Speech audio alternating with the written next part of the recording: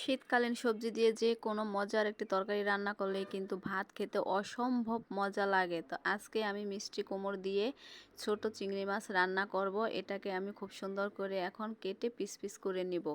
আর মিষ্টি কুমড়া কিন্তু এই শীতের দিনে খেতে খুব ভালো লাগে। কোন কোন আপুর কাছে কেমন লাগে, ভালো লাগলে কমেন্টে জানিয়ে যাবে। শীতকালীন এই সবজি রান্না করতে যেমন সহজ, খেতেও কিন্তু খুব মজা। তো পিস পিস করে কিন্তু আমার কেটে নেওয়া হয়ে গেছে। যতটুক লাগবে আমি ততটুকুই নিয়ে নিলাম। আর কাটা শেষ, এখন আমি কিন্তু রান্না করতে চলে গেলাম। তেলের ভিতরে কিছুটা পেঁয়াজ হালকাভাবে ভেজে নিব, যাতে করে পেঁয়াজের কাঁচা গন্ধটা সরে যায়। আর এটা রান্না করতে এতটাই আমার কাছে ভালো লাগে, মানে খুব ঝটপট রান্নাটা হয়ে যায়।